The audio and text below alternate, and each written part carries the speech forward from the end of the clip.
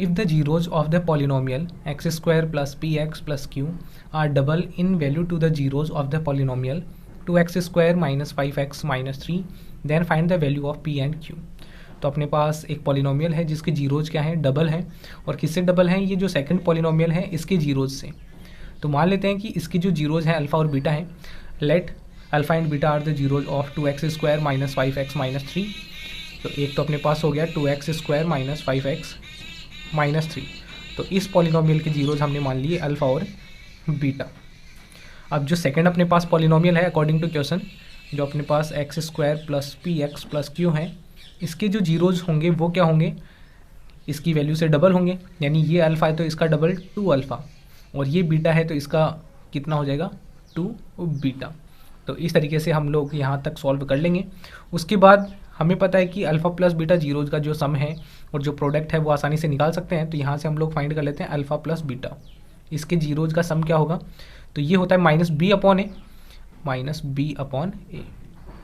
तो ये माइनस का साइन, और b की वैल्यू क्या है -5, ये माइनस तो अपनी जगह पे, b की वैल्यू -5 जो कि x का कोफिशिएंट है, और a की वैल्यू x स्क्वायर का कोफिशिएंट 2 है।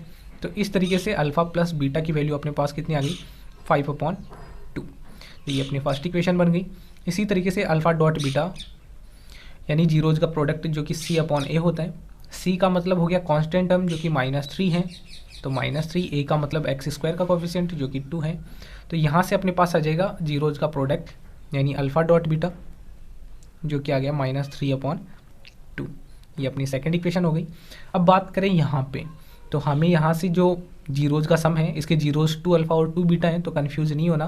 तो 2 अल्फ़ा प्लस 2 बीटा, इसके अंदर करना कुछ भी नहीं है। तो यहाँ पर जीरोज का जो सम है वो -b/a, तो माइनस अपनी जगह पे, और x का कोफिशिएंट p है तो p आ गया, और अपॉन के अंदर x स्क्वायर का कोफिशिएंट जो कि यहाँ पे 1 है तो 1 आ जाएगा। इन दोनों में हम लोग 2 कॉमन ले सकते हैं, तो 2 कॉमन ले लिया तो बचा क्या, इधर alpha plus beta equal to, इधर सॉल्व करेंगे तो माइनस का p आ जाएगा। अब अल्फ़ा प्लस बीटा की वैल्यू फर्स्ट इक्वेशन से वैल्यू पुट कर देंगे 5/2। तो 2 इंटू अल्फ़ा प्लस बीटा की जगह वैल्यू पुट कर दिए फर्स्ट इक्वेशन से 5/2 इक्वल टू -p। तो ये 2 से 2 1 टाइम डिवाइड हो जाएगा।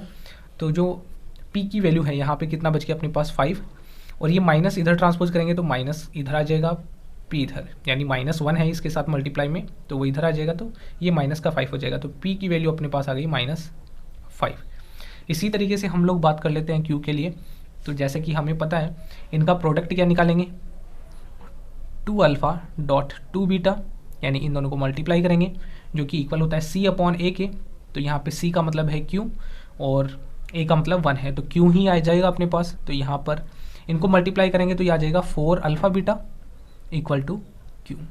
अब अपने पास 4 इंटू अल्फ़ा बीटा की वैल्यू सेकंड इक्वेशन से पुट कर देंगे -3/2, तो -3/2 इक्वल टू q। तो यहाँ से 2 से डिवाइड कर लेते हैं, 2 2 जा 4। तो यहाँ से अपने पास जो q है, q की वैल्यू कितनी आ जाएगी 2 3 जा 6, और माइनस साथ में है तो माइनस का 6। तो ये अपने पास आ गई q की वैल्यू। तो उम्मीद आप लोगों को अच्छे से ये क्वेश्चन समझ में आ गया होगा। तो मिलेंगे नेक्स्ट वीडियो के अंदर। Thank you.